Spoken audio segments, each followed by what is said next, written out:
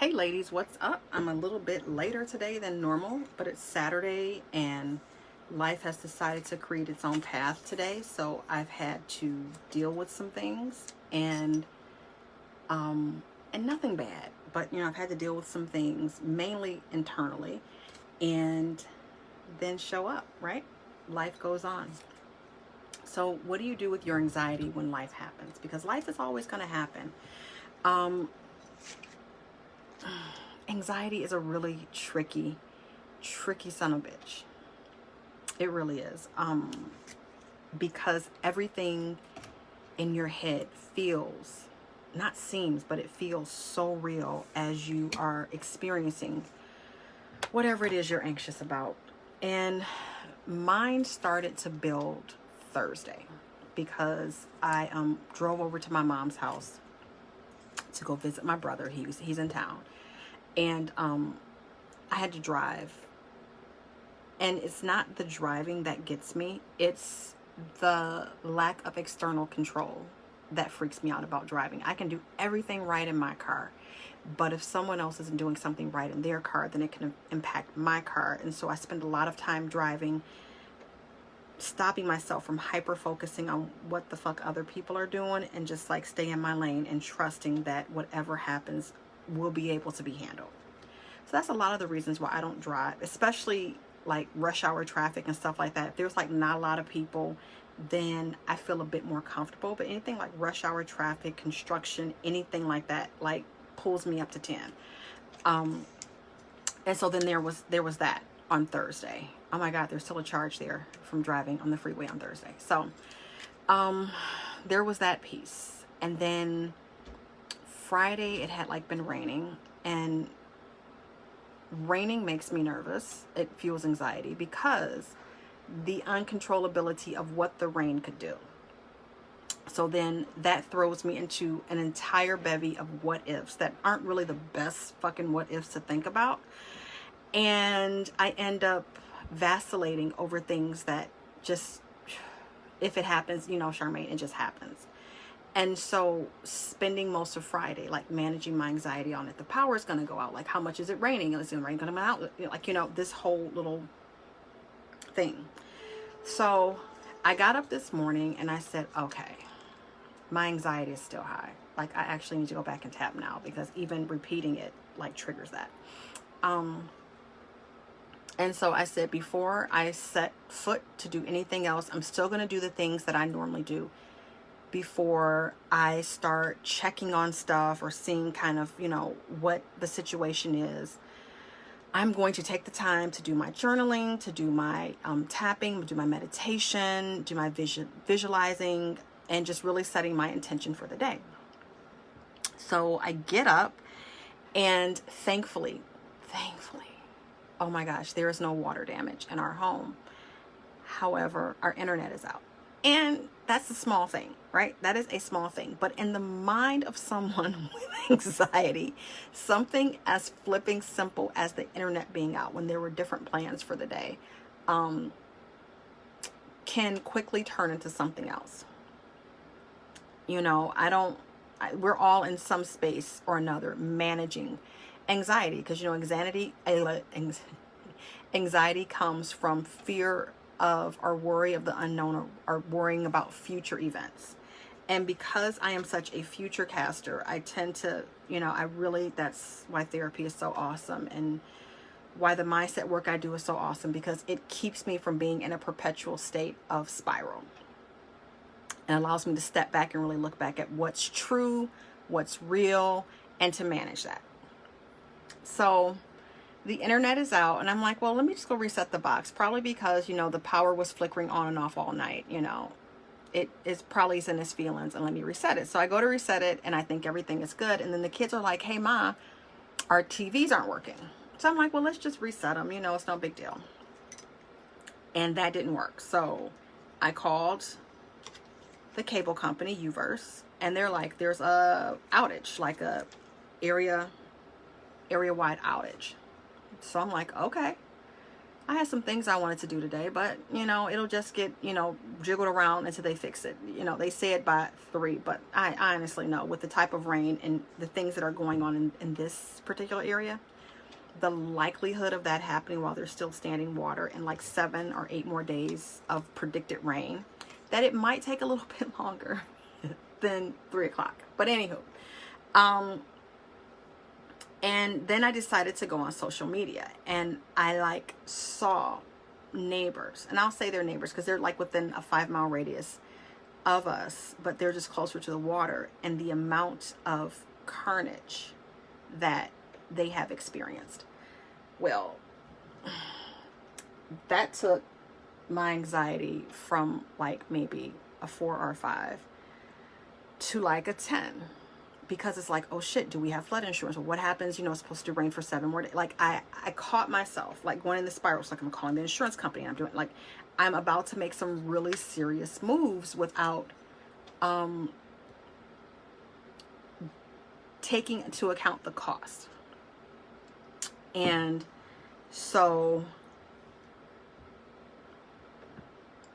then I set the fuck down somewhere, and I said, you know what I can handle is what I can, like, you know, yes, flood insurance, we can get that right, perfect, but we are in a financial space now that to where if something like that did happen financially, we would be able to cover and pay for a flood mitigation company to come down with no problem and to clean everything up. It would come out of pocket, but we would be able to mitigate those damages.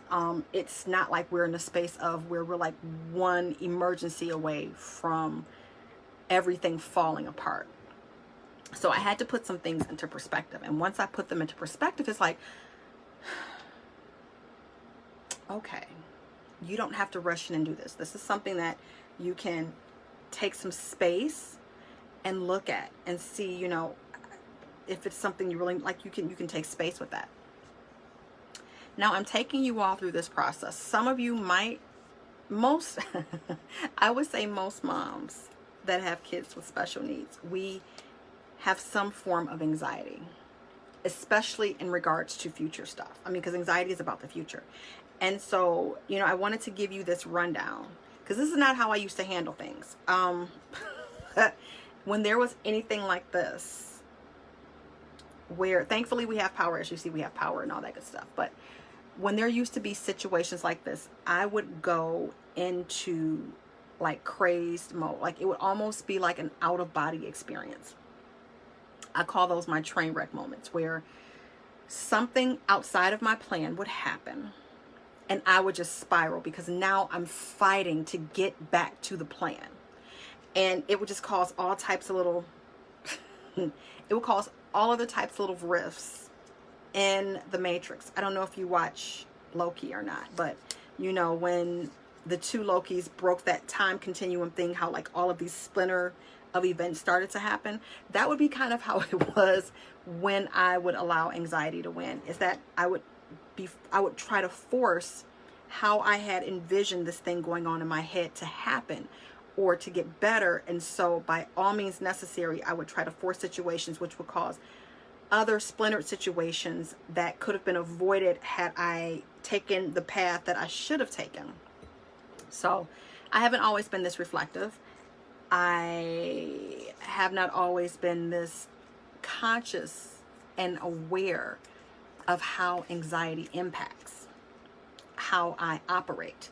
And I haven't always been conscious of when it pops its head. I just thought that's how I was. I wasn't conscious of the fact that because I have focused so much on this future event, I'm not present. And so because I'm not present, I'm not able to navigate or handle a situation from my highest self. So I hope all that makes sense. So how do I get to this space? How do I get to this space where, you know, it's 2:30 Eastern Standard Time and I'm back on track with my day. I'm back on track getting, you know, I pulled out my planner and I said, oh, this is, you know, I did one of the things. I worked with my daughter and did some things with her. So, you know, I did have an awareness of all of that, which was great. But it's like, oh, I had some other things that I said I wanted to accomplish. And so I'm getting in on that today, even though I can't finish everything on my PC because I don't have internet. There's still some things that are, you know, front app based that I am able to do. And then whenever the internet comes back up, or I'll just have to go to a cafe or something like that. And, damn, I couldn't go to a cafe because this is on my PC. I'm not working on my laptop. Oh well, whenever the internet comes back up, then these things will go out when they're supposed to go out. I'm not gonna like stress or overwork myself about it because it's what it is. Is what it is. So how do I get to this space? How do you get to this space? Because getting in an anxiety spiral, I'm sure there's a medical name for it. That's what I call it. Getting into an anxiety spiral is exhausting, to be honest. And so a lot of people will tell you, oh my God, when you're feeling like really, really anxious, just breathe. Sometimes that is not a possibility, especially when you are in a full spiral. I've been at this for 10 minutes. Let me wrap this up. Especially when you are in a full spiral. Most of the times I just let it, like once you're aware that you're in it, sometimes you just have to let it pass and ride itself out and then regroup. But I would tell my husband, I said, it's like a moving freight train that's kind of off track. You don't stand in front of the train and go, stop, because that's not going to necessarily work. That just makes the carnage even worse. That sometimes you just have to let it ride out. And then once it's done and it's stopped, then you can talk about let's breathe and put the pieces back together. I don't think a lot of people get that about anxiety. And, you know, like, oh my gosh, all you have to do is just breathe and it'll be better. And it's like sometimes just that works. But if you're in like a deep one, you don't even think about breathing. It's just about that thing that you're fixated on. So sometimes you have to just ride it out and then regroup when you're done tearing shit up, either literally or figuratively. The second thing that I often do is I run every day. And I tell you all, this is so important. I do a victory log and a gratitude log every day, at least once a day. Most often, I'm doing it 2 to 3 times a day where I'm saying like, oh my God, girl, I'm proud of you. Oh, you are just so fucking awesome. Having those wins and having the things that you're grateful for as you begin to come down really helps to even out. Like, it's really not that bad. Like, you have been in some like sketchier situations and like you pulled through with like flying stars. You can handle unexpected things. Like, if life comes at you unexpected, girl, you got this. Like, remember, blah, blah, blah, you did this. So this is why I tell you that journaling is probably going to save your sanity and a lot of your anxiety spiral. The reason why it only took me a few hours to get out of this versus me all day like making a bomb shelter or some shit like that, it can get serious, is because I started going to myself like, this is the internet, girl. You got your PC. You can still work on some stuff. Like, this is not the end of the world. You have electricity, so that means your air is on, and that means that you're not in a brick house with the sun beating on it and it's humid as hell outside, so you're not feeling all that. The other thing is my mantra. God supports me, life supports me, the universe supports me, my family supports me, I support me. I'm gonna be okay. At the end of the day, I'm gonna be okay. I've handled hard stuff before. This is easy. And so that's how, you know, whatever your own mantra is, kind of having that to say maybe as you're coming down, because it really helps. It really, really helps. And then the final thing is EFT tapping. That is something that I did after I drove to my mom's house on Thursday. Often that I do either, I haven't started doing it before driving yet, but definitely I do it after driving, because if it's been like, if it's inclement weather, that gets me.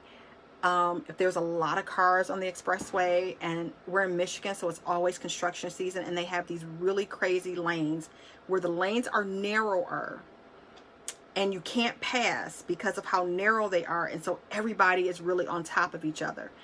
And that's big for me. Like, I don't like being next to other cars. I really don't like being next to semis. Like, that's a work in progress. So I tap after I drive, or tapping after that thing. EFT tapping is great. It took the charge down. I was able to enjoy my family over there, able to have a really great time. I was able to drive home and it was all good. So EFT tapping is really, really helpful in taking down that charge and helping you to see the truth of what is, helping you to not connect, but acknowledge the underbelly of what's going on, plus clean it up. I like EFT tapping because it just doesn't give you positive affirmations. It has you deal with the negative shit that has you feeling this way anyway, cleaning that up, or at least taking the charge off of it, and then saying the positive affirmations after, so you can create a new pathway in your brain for everything. So those have been absolutely fabulous. I want you to realize that you're okay. You're not broken. There's nothing wrong with you. You know, we all have our challenges in life. We do. And, you know, part of my anxiety is like my superpower, right? You know, so learning how to use that in a way, not the anxiety, but the foresight piece in a way that is supportive. That supports me, supports life, and supports other people. But if you are dealing with anxiety, do what you have to do to get it under control. Whether that's meditation, whether that's medication, whether that's therapy, whether that is whatever it is for you. Find out what works for you. You know, everybody can and can't do what I do because we're all different. And how we might need to deal with the situation, it's going to differ from person to person. But it's not a death sentence. You don't have to be ruled by your worries, doubts, and fears. You don't. So I hope this was helpful. I decided to break it on down today and be a bit more transparent. Not a bit more transparent, but just be transparent in that, you know, I always like to show you ladies that I ain't perfect. Like, even though I have the formula, there's still work that I have to do. And I share this because I want you to see the ebbs and flow of the process. And that each time you deal with something, you're stronger and you get better because you have a different toolkit. You got a different skill set that you can carry with you. And so things don't hit you as hard or as bad as they have in the past because you're like, oh, I got this. I got this. So even if you want to get to the space that I'm at now, because with or without AT&T Uverse, I'm already having a great day. The link to get a free Get Your Life strategy session is in the comment section. Well, it will be in the comment section below after this video gets done, because I haven't figured out how to do that with my phone as of yet. It will be in the comment section below. So you can schedule your free 30-minute call. And in it, we're going to go over all the different pieces of your life and pulling those apart. Because a lot of anxiety is about the unknown. So how do you kind of prepare as much as you can? You know, it's about having a plan, but trusting the process. You have to trust the process. You have to trust the foundation in yourself and the things that you have built. Hey, to whoever popped on, you have to be able to trust that the universe has your back. God has your back. Girl, have your own back. Have it. So I hope this was helpful. Whoever this is, definitely when this is over, you'll want to go back. So I gave a whole story about my own anxiety. But go to the link that I'll put in the comment section below to sign up for your free strategy session. It's 30 minutes long, and we're going to break all that stuff down. Because there is a way to manage this life that you have. This big, beautiful, bold, messy, loud, colorful life that you have. There's a way to manage it by managing your energy in a way that serves you and allows you. Yeah, you should. Yeah, it's good. Hey, Cleisha, what's up, girly? And a way to manage. And even if you've had a strategy session with me before, don't be like, oh my God, but sign up for one anyway. Apply for one anyway. And because life changes. It's not like you in the same place you was in, a year ago, 2 years ago, 6 months ago, yesterday. We always ever and ever evolving. So I want you to love yourself. love your family, love your business. Do you notice the order? You gotta love on you first. Until you love on you first and take care of what's going on with you, everything else will fall apart. You'll never be able to show up authentically. So I love you all. I'm hoping that the purge is over and God is done clearing out whatever he was clearing out on the east side of Detroit. And I'm just going to forever be grateful that, you know, things for us turned out really well from this. And continue to pray for people who, you know, it has not. It's really nasty. So have a great day. Enjoy yourself. Enjoy your family. I will talk to you later.